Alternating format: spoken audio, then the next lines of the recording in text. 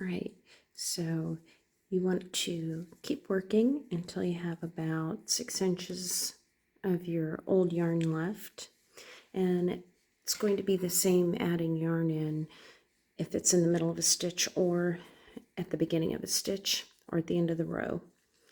Take the new yarn, and when they're the same color, this works beautifully because you don't have to worry about blending things in or finishing the stitch first.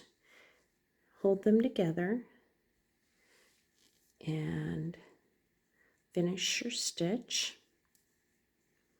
First with them held together, and then drop your tail and bring in the new yarn. Work a stitch over that tail. Oops, there we go.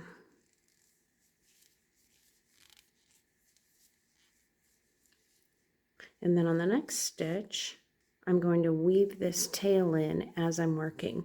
So when I yarn over, I'm going to lift the tail up with the working yarn and then pull it back through the stitch, drop that tail again, and finish the stitch.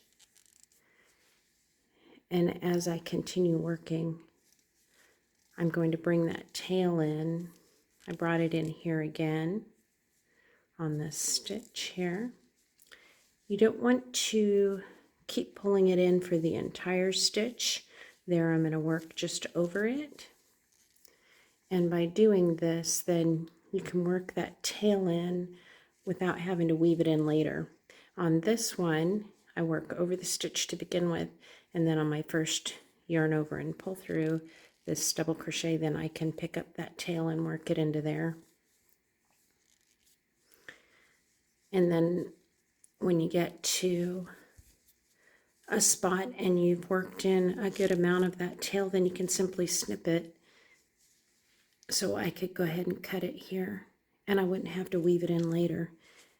And then I can simply come in and weave the rest of this in from the new, this is the new yarn, so that's not going to go anywhere, even if I snipped it there. But by working it gradually in, you're not adding a whole lot of bulk, but you're already weaving it, and you're done.